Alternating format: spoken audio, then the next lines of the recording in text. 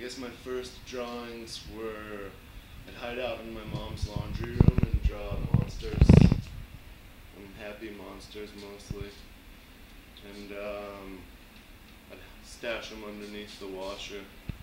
Then from there, high school, I did oil paintings of dead animals. I grew up in northeast Wyoming, so still lifes of cattle skulls and things were pretty rad to all of my teachers there. Now I just draw. I'd like to draw from my mind. I like to use references and get basic proportions in my head, and then I go nuts with it. This piece is called The Price of Enlightenment, and it's about kind of the moment that you have an idea and it's developed. Part of you's really hesitant to go on with it, to make it come out of your head, I guess. So your bags are packed, and then the other part of you is ready to dive in, kind of, no matter what the consequence is. The tears he's crying are the three primary colors, and so you can have all the rest of the colors from those. And then what comes from those colors? just you can blend the primary colors into all the other colors.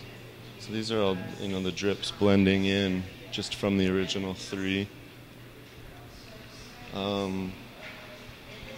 Yeah, and I guess the cloud full of smoke and the eyes is sort of kind of a collective conscience and understanding, sort of universal ideas and imagination and things. Drawing or painting I do is really, it's about a very particular moment in my life. Either that or something that happened to a friend or just a period in a friend's life. And I kind of try to simplify that down to, to its basic raw emotion, kind of a long line with just subtle gesture in it. Just to sort of get this universal idea, your mind will fill in the gaps, and a lot of the time with personal experience. So I'm really trying to, kind of, I guess, play on a universal set of shared feelings, not on instances.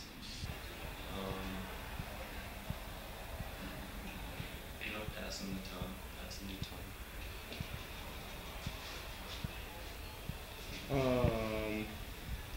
So what's it all about then?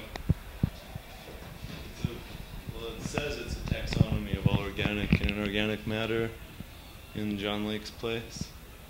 So, it's kind of just like, I